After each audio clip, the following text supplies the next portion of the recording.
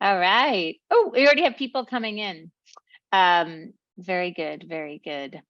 So you're in New York too. Are you in New York? I'm currently in Portland, Oregon. Oh, you're in Portland. Okay, you're Mhm. currently in Portland. So it's 9 o'clock. So I was asking because I'm like, what are you drinking at 9 in the morning? Are you like a water person? Are you a coffee person? Like I'm a water person. It's noon here. Right. Well, for anything like this, definitely it's water. I've already had my coffee this morning. But my partner and I are doing something strange. Believe it or not, even though I'm in Portland, we are not observing daylight savings time, the two of us. We Okay, tell it's me the weirdest. Yeah. more. So it's currently 10 a.m. For my partner and I. He has this friend who has been doing it for years, just like not observing daylight savings time. And she said it was the best thing ever. It's just changed her life. And so I was like, I want to experiment with this, which just means that yeah, we like it's still sunnier later in the day for us. We're getting up earlier, but it doesn't feel like it because we don't care about how dark it is. It's frankly a game changer. Wait, so what does that mean you do differently? What does that look like in a practical Yeah, sense? I mean, everything stays the same for us. So we just never adjusted when the clocks change. So I'm still getting up at 7:30 in the morning or whatever. Still going to bed at the same time that for our clocks. It's just like an hour shifted from everybody else it's only like a little bit of math every time we're trying to coordinate, which is not often with other folks, but otherwise like Ah, Calendly takes care of all of my time zone needs anyway. I mean, I work with mm. folks all over the globe. Like it's, time is a construct. It is. I was thinking about like the time zone stuff, like because I'm like I live and Yeah, die by my calendar. My calendar tells me right. what to do, and like during the Yeah, week, right. and I'm like, oh, that is so intriguing. I would be worried about time zone stuff. Yeah. But we're always worried about time zone stuff anyway. Being I when mean, it's so true. yeah, I'm on like Boise time now instead of Mm, Pacific time. mm, mm, mm. Anyway, yes, that's the news in this world. I love that. I always love, there's something like always interesting. I feel like folks in the tech industry are always doing something interesting like that. Like, Super oh, that's, weird. Hmm. yeah, it's cool. Like it's nerdy cool. I'm like, ooh, what is that? Highly So recommend. is this the first year you've Hmm. done it? Okay. Yeah, and it's going great. I mean, yeah, it's going great. It's just so nice to have the sunlight a little bit later in the day. So did you start it with just the fall back or the spring Hmm. forward? No, it's just this one. So we just will never change our clocks, basically. Oh, cool. All right, Yeah. everybody. So if anyone was curious, I know there's a lot of opinions about like Oh, you're cut out for me, Susan. someone is trying to Oh, you're call back. me. Nice. Yeah, I'm back. Someone tried to call me in my headphones. No matter what I do, they take it over. So apologies for that. I'm sure that was really useful for somebody. People are always really interested in time zone, and there's a lot of thoughts about it and whether it's a good thing or True. not, and what is it, True. what's the benefits for us. All right, looks like we've got a good amount of folks. So this is not about time zones and daylight savings time today. But I always love to find out interesting things. I always learn the most interesting random things in this time, so I'm grateful for it. So it looks like we've got a steady amount of folks in here. So let's get started. Yeah, Thank you for joining and welcome to LeadDev Bookmarked. I'm so excited. Uh, I know, me too. LeadDev is a global community of engineering leaders who come together to discuss all things leadership, teams, tools, and tech. Bookmarked is our monthly book club that takes place on the first Tuesday of every month. Our sessions cover an array of engineering and leadership books that our awesome LeadDev audience can draw insights and practical experiences from. I'm Suzan Bond, and I'm your moderator. I'm a former COO of a scaling startup, leadership consultant, and executive coach. My specialty is tech leaders. You can find me on the Bird app at Suzan Bond, and other various places. Today we'll be talking about resilient management. If you have questions for Lara Hogan, for those of you I'm sure you know, because you signed up, Lara Hogan. If you Blood. have questions, the amazing Lara Hogan, if you have questions for Lara, please pop them in the Q&A feature on Zoom. And I'll be sure to, talk to Lara about them. Lara is an author, public speaker, and coach for managers and leaders across the tech industry. As a founder of Wherewithall, Lara and her team run workshops, roundtables, and trainings on core management skills like delivering great feedback and setting clear expectations. Before Wherewithall, Lara spent a decade growing emerging leaders as the VP of Engineering at Kickstarter and an engineering director at Etsy. She champions management as a practice, building fast websites and celebrating your achievements with donuts and sometimes sushi. Totally can get behind both those. Her latest book, Resilient Management, is here to help those who find themselves responsible for supporting a team of people. Thanks again for coming on. We're so excited to have you. Same. So I've been excited to wondering, be I'm here. like, since we started the series, I'm like, when are we talking to Lara? When are we talking to Lara? We're doing We've it. yeah, we're busy. So it's been busy on both sides. So we're happy to have you. So I'd love to just know how this book came about. Yeah. So I started thinking about, sharing things that I was learning with lots of people by writing on my blog. This started many years ago before I was a manager, just trying to, anytime I would learn something new, it felt like, okay, probably somebody else would find this useful as well, maybe. And it just felt natural to take some of those things and turn them into something publishable, something I can reference again, especially because the same conversations, the same issues, the same topics were coming up over and over again. And this was especially true when I became a manager. Things like giving feedback or the difference between mentoring and sponsoring. It's stuff that the water that we swim in every day, we might not have words for it. We might not have particular approaches or philosophies that we stick to. So by being able to put something out there that I could reference repeatedly was really useful. And eventually I realized like maybe kind of bundling it all would make sense. It's really different to write a blog than it is to write a book, but I worked with some amazing editors and an amazing team to kind of bring it all together and make sure that it was one fully formed unit. It was hard to figure out what it should be named. The person who actually came up with the name was my editor. She was brilliant. She came up with the names for 2 of my books, actually. So it's been really nice to have, third parties to like help you through all that, decision-making process. Well, I have 2 questions from that. One is when, I kind of knew it come from a blog post. Were there any new complete chapters or Oh, sections that you tons. had? Yeah, I thought so. Yeah, tons. Yeah, I mean, there's only a handful of things that kind of started as nuggets in the blog. Really, the bulk of it really comes from the work that I was doing as a manager, and then eventually as a coach and a trainer, the things that I wanted to really support managers through the common topics that managers are facing. There's only a couple of those things that start, like the Manager Voltron idea started as a blog post, but then really evolved and took shape and became much more of a tool and like a thing I can refer back to once it became like a part of a book. Yeah, I thought so. I mean, it's true. Writing a blog post and writing a book are completely different Totally. entities. I mean, Mhm. not just time scale, but the way the material's woven together and Yeah. the depth of that you can put into something. And just making it accessible to, folks in tons of different company sizes, company structures, company ages, stages of funding. It's really important to kind of move out from your little zone of like, okay, I'm writing this blog post for someone like me to writing a book, which needs to be accessible and useful for folks that are completely different than you.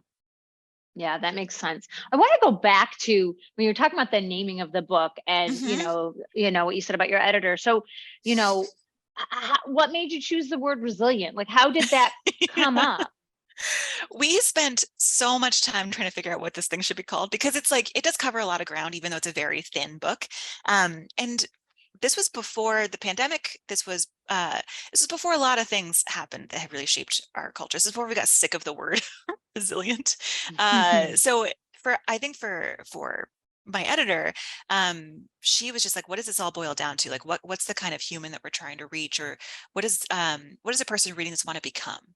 And so the theme that really stuck with us, we thought about, humane management. It's like, well, that feels a little weird.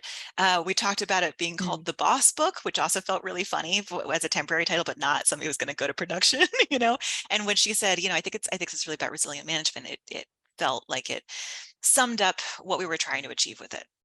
And like, so what does that meaning of the resilient mean to Oh you yeah. all? Like, how do you talk about that? What's the way that you define it? Because as you said, the word has been at this point now is all over. What was your Hmm. intention in the way you think about it? Yeah, I kept thinking about it in terms of for me as a manager and for a lot of the managers that I support, they are facing things that they've never seen before. I'm going to avoid saying the U word, unprecedented, right? But like things that we've never seen before. And resilience, I think, is about learning how to navigate those in a way that really works for you to help keep you as healthy as possible. Because so many of these events, external events in the world, events within an organization, events in our personal lives, you know, there are challenges and roadblocks that we might face, and we have no tools, no idea how to equip it. So this book was really about helping people find frameworks, tools, anecdotes, like points of view, a couple of pieces of advice, but mostly I think of it as like little tools in your toolbox to help you weather all of those, you know, changes, all of those storms that we encounter as managers and frankly as leaders. I hope that this book reaches more folks than just folks in management positions. I really hope that folks that are in all sorts of leadership positions can find use in the tools that are in this too. Well, yeah, and I think also resilient management, when I think about it too, I think about how much energy and effort management takes.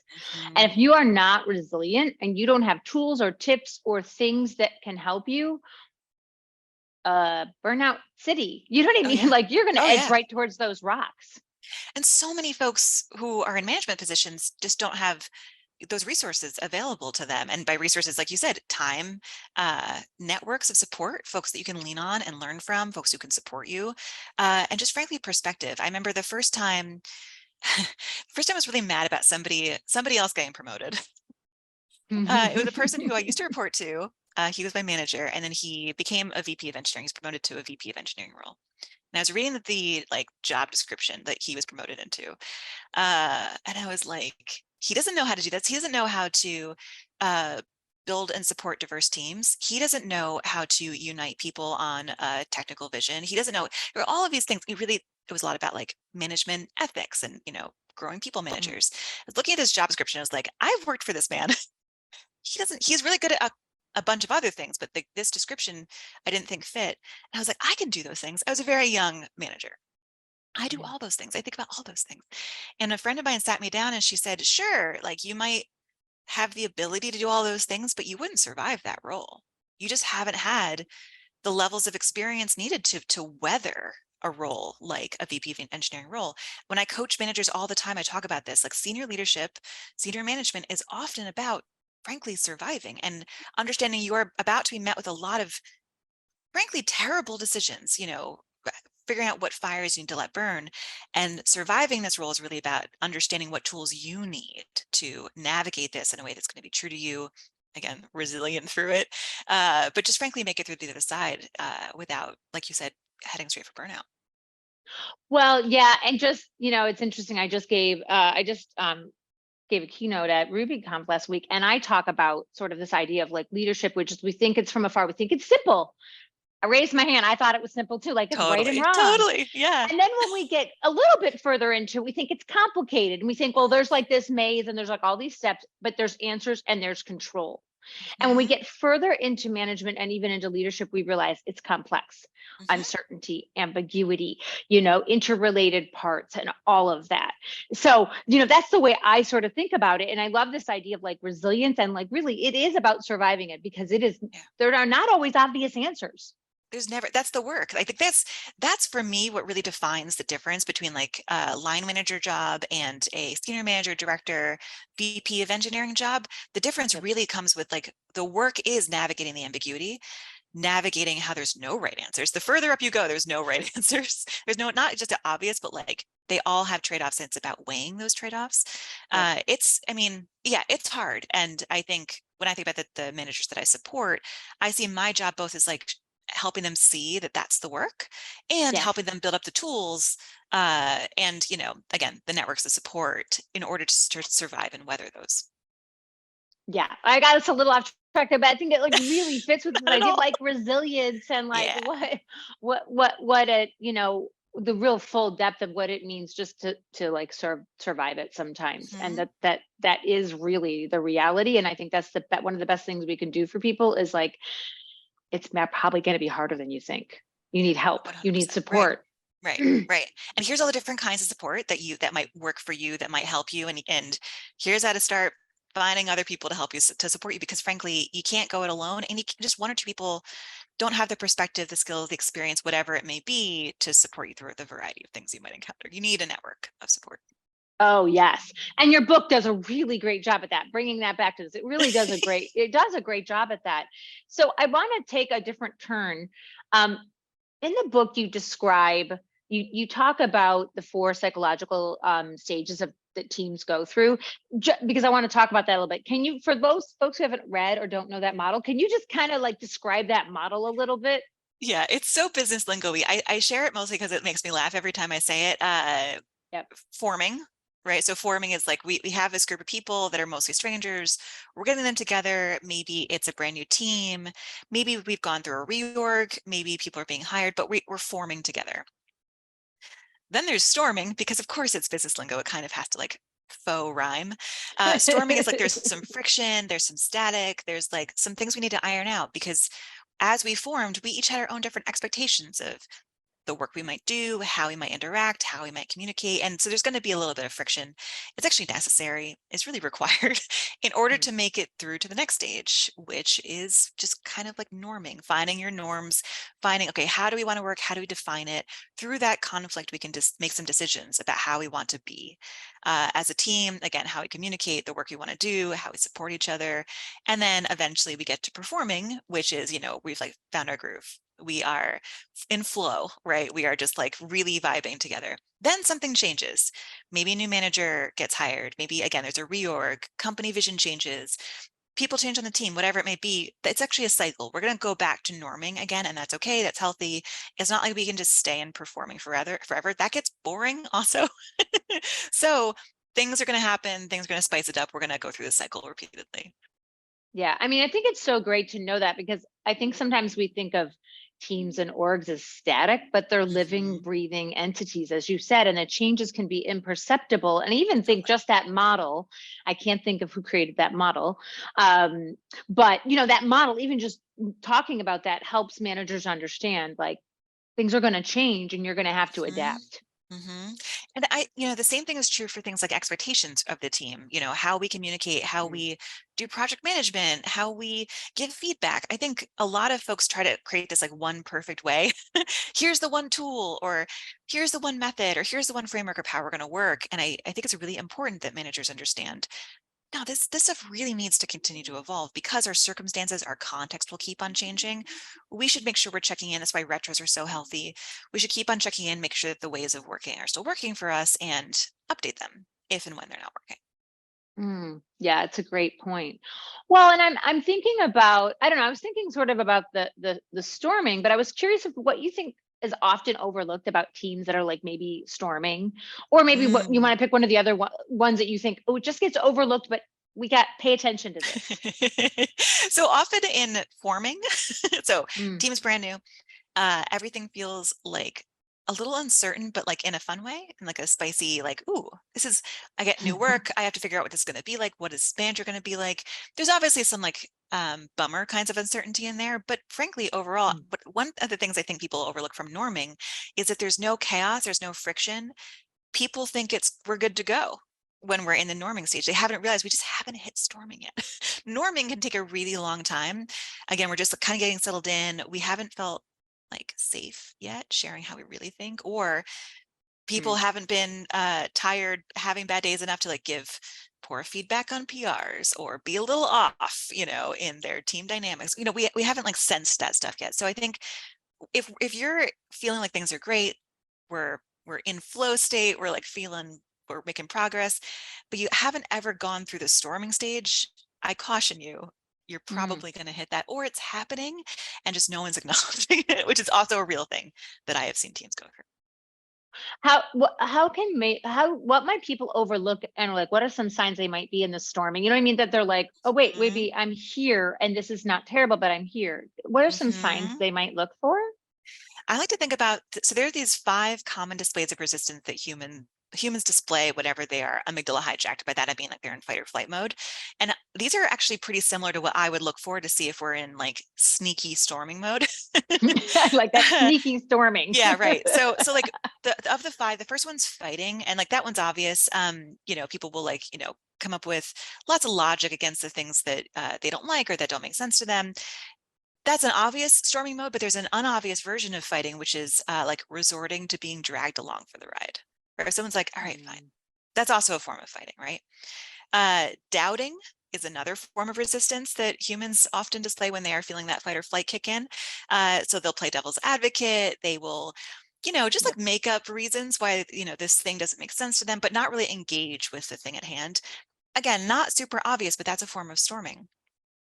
Bonding is another form of resistance that humans display when they're feeling that like a little amygdala sneak attack.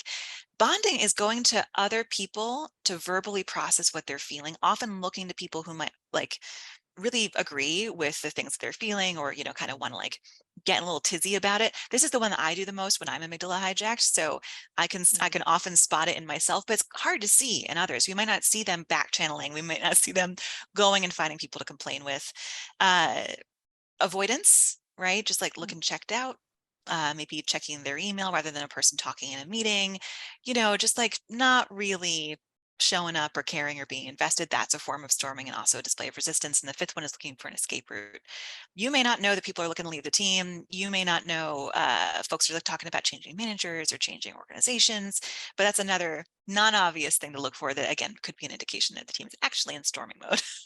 So good. I'm so much. That's something that struck me about this book. I was like, we need 2 hours for this because there's so many great Totally. models. So I'm trying to I'm going to, just so everybody knows, I'm going to pick around a few things so that we can bring out some of these incredible models that I think Lara is introducing in the book. Okay, so I'm going to talk about another one, which is the biceps model, which was coined by Paloma Medina. It's a core need model, right? So, for those who don't know, it's an acronym for belonging, improvement, choice, equality, fairness, predictability, and significance, right? So did I do an okay introduction? That's the biceps model.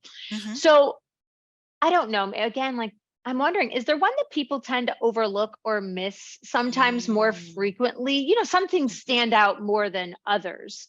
Yes, it's true. So there's a couple of things in here that I think are really fascinating. So again, like you just said, there's the 6 core needs that humans have at work. Paloma Medina, who's a coach and trainer, she coined this acronym. Those of you who are familiar with the SCARF model, it's really similar to that with an extra letter because for some reason that SCARF model didn't incorporate some additional research. But the biceps core needs list I have found is really useful when I'm encountering somebody who is having a really surprising emotional reaction to something that I don't personally perceive as like worthy of that emotional reaction. This framework has really helped me, and I hope other managers start to recognize that we all are super different. We all have different needs at work, and none of them are wrong or invalid, right? The one that I think, frankly, gets the most crap is significance. So significance is effectively status. So when we crave, whether it's a promotion or recognition for our work or just some acknowledgement of the work that we're doing or our status in the group. Again, this is a core need that humans have. I often find that this one's judged the most when I'm giving workshops and coaching. People will be like, oh, that person really cares about getting a promotion. I'm like, yeah, that's a core need that humans we shouldn't judge this, right? What we should do is take a step back, understand it, be like, okay, that's what this person's limbic system, that's what their lizard brain is craving right now. Can't judge them for it because we all have things that our lizard brains crave.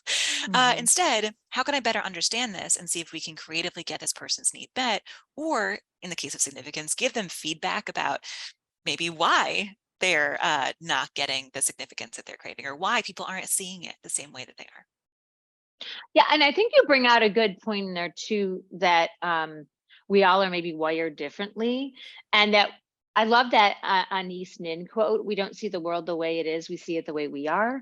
And it's sort of like that, right? Like, oh, wait, so this core need, so choice is really important for me, so it must be important for you. I mean, it's like our brains just go there. We're not bad or wrong. Us, but, no, right. That's helped us survive, right? That level of projection almost has helped us try to understand and work within the world. Again, no judgment. We project our stuff onto everybody else all the time. But the skill is sensing when that's happening, when we're just projecting.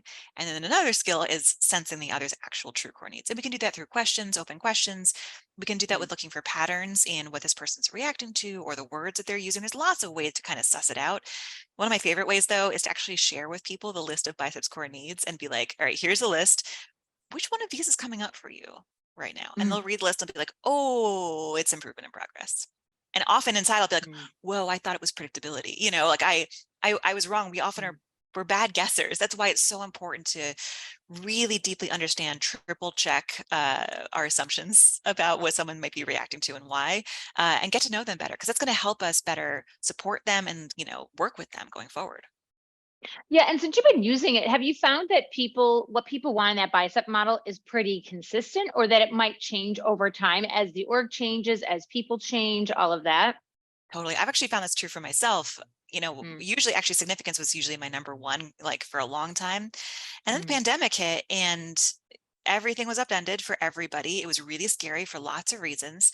And, I teach this model all the time. And as I was reading through the list in one of my workshops, I was like, oh, I think what's going on for me, what's like keeping me up at night, is a lack of predictability. I just don't know what's going next. It all feels so uncertain. I'd also been planning this really big project for 2020, and I had put a lot of money into it. I had done a lot of setup. I had like gotten everything in order, and then it was all out the window when the pandemic hit.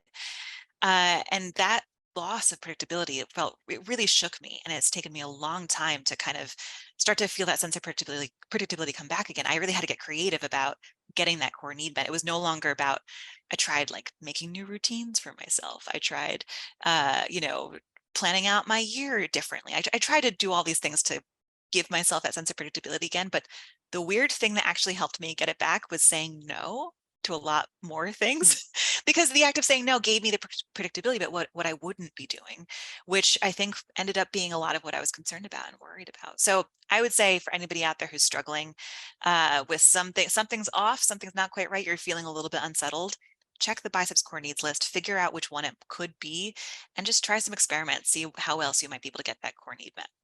Mm. Yeah, and also to understand that as managers, it's important for us to know ours, and then Mm, also then again, then we can go, oh wait, maybe somebody else has something different. It's like for me, like right, Strengths Finder. I love Strengths Finder for a totally. development tool, because it go, oh, I'm this. Oh, other people have other things, other needs, and it helps me distinguish that we are not the same. It just is a good reminder in the head. Yeah, and there's also an element, absolutely. There's also an element of the lack of judgment that I think comes from things like StrengthsFinder is a great example. Like we Mm. understand we're all different. We all have it, was it 5 strengths it gives people? We all Top five. understand we top 5, yeah. So like we will all have, top 5 strengths that might be different. But I think what's interesting about biceps is we often forget that people have core needs that we might not value personally. Right? So it's not just that we're different, it's that we often default to judgment, or we default to like, why is that person reacting that way? This is a nothing burger of a change. Why? Desk moves is my favorite old example. Remember working in offices and having desks? I Oh remember yeah. feeling so much like, why is that person freaking out? We're moving their desk 3 feet, but they're having a very strong emotional reaction to this change. Biceps has helped me understand, sure, I may not understand necessarily where they're coming from or why they're having that reaction, but my job is to sense that in them and help get them the core need that they need. Maybe it's, again, the predictability was thrown off. Maybe they didn't get choice and they really are craving choice right now. Maybe it feels unfair. Maybe their sense of belonging is threatened because they're not as close to the group as they were before. Could be any of these things. So I think biceps has helped me remember, like, while I might want to walk through the world and just like judge people for having strong emotional reactions to things, it's their lizard brain. Their body's trying to protect them from something. Even if I may not perceive the threat in the same way, it's important for me to remember this is not them, right? This is their lizard brain. And it's important that I understand that. Yeah, I love that. I love that. Okay, so I want to go into something else. It's so brilliant. You have this question, what are you optimizing for? It's Yeah. a brilliant way of like self-discovering and acknowledging everyone brings different value, focuses on different things. So I would love for you to talk a little bit more about the importance of that. What are you optimizing for question, and when you might use it? Totally. Yeah, my partner's sick of me asking this question. So definitely I can warn everybody out there. There is a potential for overuse of this question. He's loading the dishwasher. I'm like, what are you optimizing for as you're loading the dishwasher? But no, I have found it to be really useful in understanding somebody's why, right? Their motivation, what they're trying to achieve, what their goal is. If what are you optimizing for as like a sentence doesn't feel like it feels like weird or like robotic to you, don't use that. There's so many other variations. What's your North Star? What's your guiding Mm, principle here? What are you aiming for? Another one that is akin to it is, hey, what's your spidey sense telling you? this. These kinds Mm. of questions can help get to the core of what's motivating somebody, what's driving somebody, what they're worried about. Could be any of those things. Because if we just stand there and we're like, I think this person's trying to achieve X, without asking them and triple checking, we're going to come up with the worst solutions and recommendations and feedback. So by starting with a question like, hey, when you lead this meeting, what are you optimizing for? Or when you're giving feedback to somebody else, what are you optimizing for? The goal is to have this person be like, what am I optimizing for? Because no one's ever thought about it, right? Again, what's your guiding principle? What's your North Star? Any of these work. It should just feel natural to you. And the goal is to have this person connect their own dots, look a little bit deeper. Mm-hmm. And then you can use whatever their answer is to frame what they might want to do next, what the feedback might be, what they might want to adjust or experiment with, because they might even be surprised by their own answer, which allows you both to kind of partner together and figure out what they should employ in the future. Well, yeah, and when I do workshops, we do at Leading Edge, we do workshops, and one of the things that often people say is, oh, they don't go to those questions, they go to mentoring, which assumes here's what, if you don't ask the question, what are you optimizing for? I might be giving you an answer. I might be mentoring you on something that the other person's like, that's not at all what I'm thinking about. Or, you know what I mean? Right. It's like a really Right. clarifying expectation setting, making sure we're in alignment and then I understand where are you trying to head, and also to help you understand it. Because like you Totally. said, I don't think a lot of times, like if what are you optimizing for? I would be like, shoot, what am I optimizing for? Yes, exactly. Right. Which gets to a whole Question nother mark. level of thinking. Yeah, exactly. Right. I find when I'm like leading workshops and we're talking about the differences between mentoring and coaching, we do a little coaching exercise in which we use questions like these.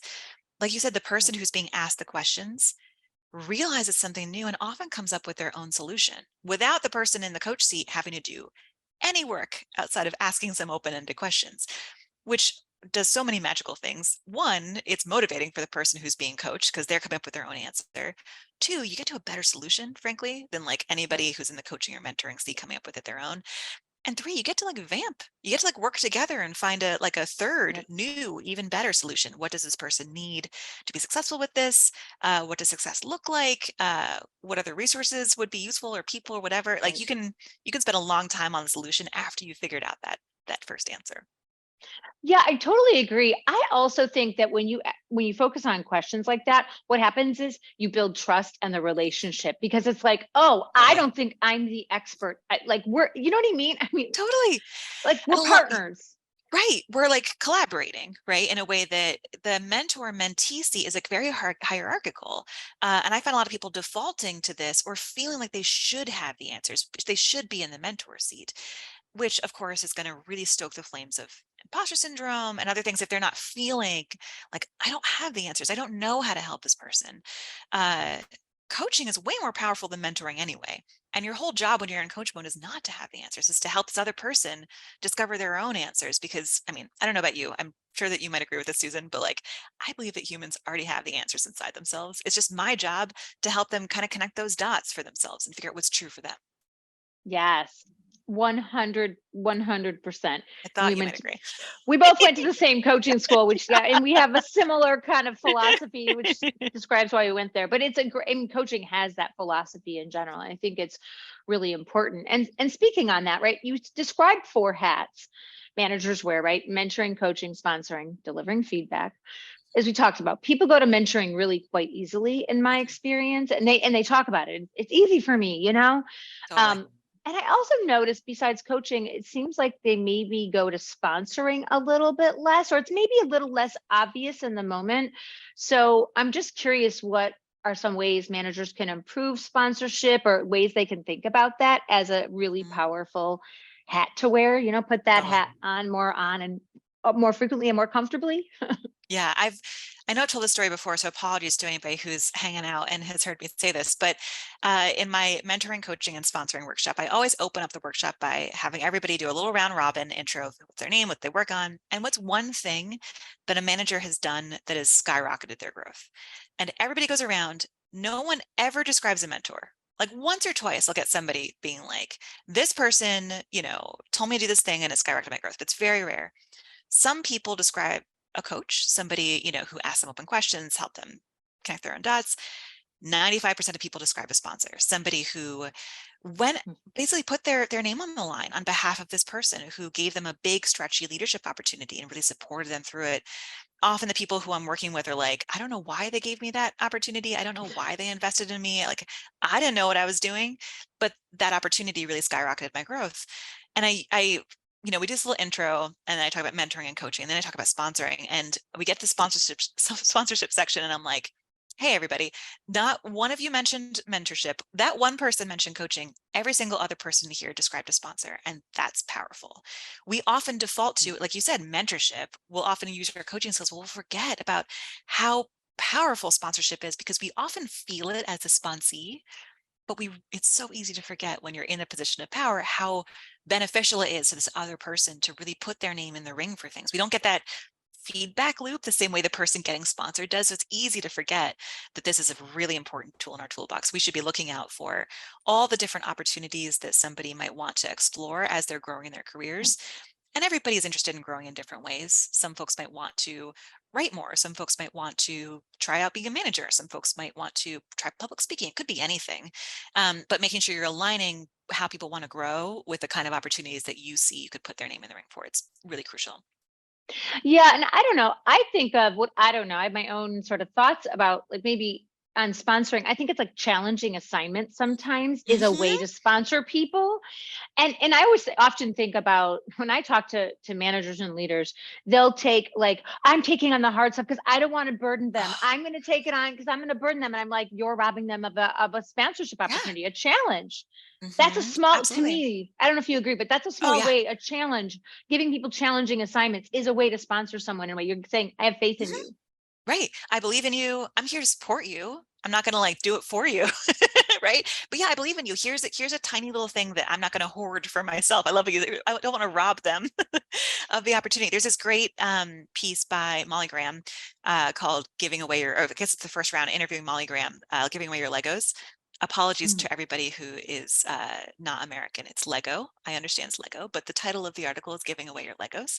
But yeah, this article goes into detail about how important is how really, again, like you said, you're robbing people of the opportunity to do that impactful, valuable work if you try to keep all of the, management leadership stuff to yourself. And I know it's well-intentioned. You're trying to reduce the burden on your teammates, but consider the flip side, which is like you might be able to give them an opportunity to grow in a way that they wouldn't have that opportunity otherwise. It's so great. I just see a question here. I'm gonna want to make sure to grab this one before I go to one more question. Then I have one more question for you, and then we'll go to some other ones. But someone said, I don't know that I'm understanding the difference between sponsorship, mentorship, and management. Can you clarify that? Just make sure that, and thank you for asking that. I appreciate that. Yeah. So I would talk about management as like an encompassing of so many different skills. Ones we talked about: mentoring, coaching, sponsoring, feedback, strategy setting, team vibes addressing. Like there's so many skills that kind of encompass management. I would think of that as like an umbrella term. Mentorship is sharing your advice, sharing your perspective, sharing things that you've seen work and not work, suggesting some things that this person could try. It's really about like putting your problem solving hat on and helping this person learn and grow by sharing your own personal experiences. So that's mentorship. Sponsorship is super different. Sponsorship is being on the lookout for visible opportunities for those who work with you, who may be wanting to grow and learn as leaders. That's, hey, do you want to lead this this project? Or, hey, how about you write the launch post for this project, or give a demo of our current project at a company meeting. It's basically like finding those opportunities for somebody to kind of expand their skills, like Suzan said, take on a big, juicy challenge, right? And support them through that so that they can be successful with it. And through that, they will be growing their skills and like learning. Love That that. helps. Thank you. Yeah, it's that. I think that's great. I think that's great. Thank you for helping make sure that everybody had the same language here. The person who asked that question. So here's my last question. I'm going to have time for just a couple of questions. So what's a hill you'll die on around this work? There are lots of hills I'll die on. Like management hills. Okay, I got a new one that's been like, I want to write a blog post on this. I haven't had the courage to do it yet, but maybe I'll share it here. I think we should ban the word accountability. Because like accountability is important, like no doubt about it, but it's a word that means so many different things to so many different people, you know, like when somebody says accountability, they could mean, this person's accountable to this project. This person is on the hook for this being successful, which is different than this person will be lauded if this, you know, goes well, or punished if it doesn't go well. It could mean this person's the driver, but not the person who's doing the work themselves. It could mean this person is doing all of the work. It could mean so many different things. When we use this catch-all word of accountability, all that gets lost, and people will often misunderstand what is trying to be communicated and come walk away with their own ideas of what, you know, hey, you are now accountable to this project. That person may not understand what you really mean. So the hill that I'll die on in this case is like using different words, more specific words, instead of using the word accountable. That's mine. What's yours? I think that's great. Oh, my hill is that I think we conflate management and leadership. We use those words so interchangeably. I'll see like an article that says leaders need to do this, and the article is all about management. It's all about managers and management. It's a management study, and I'm like, those are different words. There's a few letters the same, but they're totally different. Like they are different functions, different disciplines. And the thing I sort of talk about is like, the problem is that then we think when we conflate them, we promote people into leadership when they are not perhaps ready or don't, you know, and then also when we get into leadership, we don't understand the rigors of leadership. And we were like, oh, this is not more the same. And we do leaders and the company a disservice when we do that. That's my hill. That's my hill. Language. Again, we're both like language. We both have the hill we want to die on. It's like language. Choose your words better. Yes. Yes. Let's take really good care with some language. Okay. I love that. I'm just going to go to a couple last quick questions here. I'm an engineer who will likely start in my first management role soon. Do you have any advice for things to do to prepare or how to be successful in my first few months of the role? Love this question. Oh, there's so many different things you can do. I understand where this question is coming from, because it can feel like, you know, should I invest in some training? Should I get a coach? Should I find some mentors? Should I, you know, what should I study? What should I read? Honestly, the number one thing I recommend to people is figure out like, what's the manager you want to be? Because once you have that as a North Star, again, what are you optimizing for? That I think can like really clarify for you what you want to work on, invest in terms of skill building, or again, mentorship, sponsorship, in order to figure out how you can get to grow into the manager that you want to be. And it's such a broad question. If this is feeling really sticky for you, I would say, look at the leaders around you, the leaders you see in the world, the leaders you see on TV and in movies. Just pick one or two that you might want to emulate. If this question is feeling a little bit too broad, and say, okay, I want to be that kind of a leader, like when I grow up. And that can help you clarify again what skills you might want to build: training, coaching, mentorship, whatever it may be as you get started. Yeah, I just want to underline how brilliant that is too, because what you're pointing out too is that I think we have this idea that like it all looks the same way. Good management, good leadership looks like X. And like, what kind of manager do I want to be is a great question, because it gets us to think and be reflective and introspective and recognize that there is not just one way to go about it. You know, if I can be honest, that's one of the reasons why I wanted to write this book. Is I wanted to, there's so many books out there about like the right way to be a manager or the right way to be a leader, right? And like there's this archetype that, like you said, we all have in our brains, like what the right way is to be a manager, who that looks like. And frankly, it's a really rigid and like unattainable thing that I don't think is actually healthy or good for us all to be like. We need different kinds of managers. We need different kinds of leaders out there in the world, because every team, every organizational context, every group of people is going to require a different style, a different approach, different philosophy. It's important for us to kind of get in tune with what we want to be, so that we can solve the problems that we have superpowers at solving. Yeah, I love that. Okay, I'm gonna have time for one more question. I think there are more coming in. Lara will be on the Bookmarked Slack, but how do you know when someone is ready for an opportunity? I think that's going back to like thinking about this like sponsorship stuff. Like, how do you know when someone's ready for an opportunity? I think you ask them. I'm sorry that sounds so like such a short answer, but I think that's the step that a lot of people forget to do, is check. Hey, person that I work with, hey, teammate, how do you want to grow? What kinds of skills might you want to be evolving or growing in. And remember, it's okay for them to be like, no, I'm good. There's no judgment there. Not everybody's in a growth stage, but you can ask them. Love that. I love that. So we have more questions. I'm going to pause us there. Be mindful of everybody's time. Thank you for joining us for the session. Lara will be joining us over on the LeadDev Slack, like I said, where she'll be taking some questions. Head over to the Bookmarked channel where that'll be taking place. Our next session will actually be tomorrow, where I'll be speaking with Lima Nasri on her book, A/B Testing. On January 10th, we'll be talking to Alexandra Sunderland on her book, Remote Engineering Management. Thanks again for being here today. Thanks so much for having me. So great.